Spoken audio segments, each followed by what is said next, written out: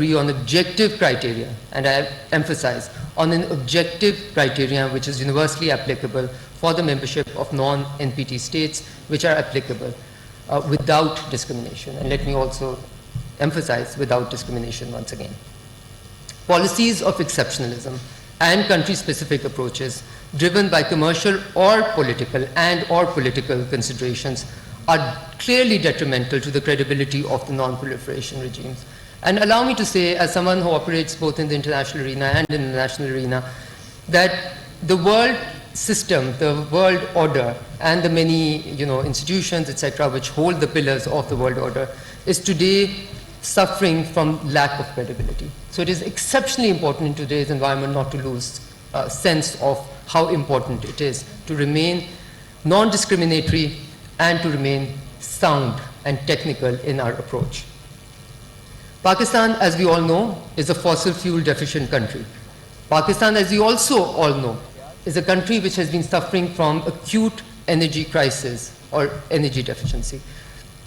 So if the people of Pakistan, for instance, were to feel that their access to safe energy was being kept by the rest of the world because of political considerations, I can tell you that this will only give way to more north-south divide rather than close the gap between that, which should be our international goal right now. With growing economic and energy needs, reliance on civil nuclear energy is obviously imperative for a state like Pakistan.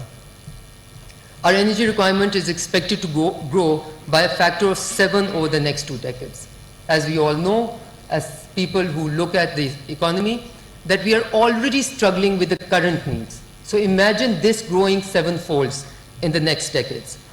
Therefore, our national stated goal envisages expansion in the nuclear energy capacity to no less than 50,000 at least megawatts by 2050.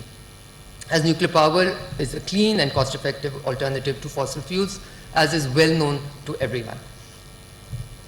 We certainly wish to explore opportunities for collaboration across the entire spectrum of international trade of dual-use goods and sensitive technologies. Adherence to global safety and security standards should further enhance international confidence and facilitate international cooperation in nuclear power generation. Ladies and gentlemen, we aspire to work with the international community to develop an all-encompassing and comprehensive framework of cooperation in this field, while effectively addressing the objective of non-proliferation. Such framework should lead to economic progress and prosperity across the globe. I truly do hope that this conference will deliberate, first of all, will not be the first, will not be the last, and we hope that this will be able to assist in deliberating on existing as well as, and even once again want to emphasize it even more, the emerging challenges in strategic trade controls, such as rapid developments in science and technology, including biotechnology, artificial intelligence, cloud computing, 3D printing, and autonomous weapon system. I do want to emphasize that the fast pace at which the world is changing and the technologies are changing, if the system that holds the world together doesn't keep up with that, then the system at great cost will become irrelevant, and that is something that no one can afford. So with that, I just wish this endeavor a success and end by what I started with, by saying that I hope we have the ability to listen and not only hear each other as we go forward. خارجہ امور حناربانی خر صاحبہ گفتگو کر رہی تھی international conference سے. اب کانفرنس سے خطاب کر رہی تھی. خطاب کرتے ہوئے ان کا کہنا تھا کہ پاکستان نیوکلیر پاور کے پرامن استعمال کو فروغ دینا چاہتا ہے. پاکستان ایک ذمہ دار ریاست ہے. پاکستان SNG گائیڈ لائنز پر مکمل امر پیرا ہے. نیوز اسٹوڈیو سے فی الوقت اتنا ہی.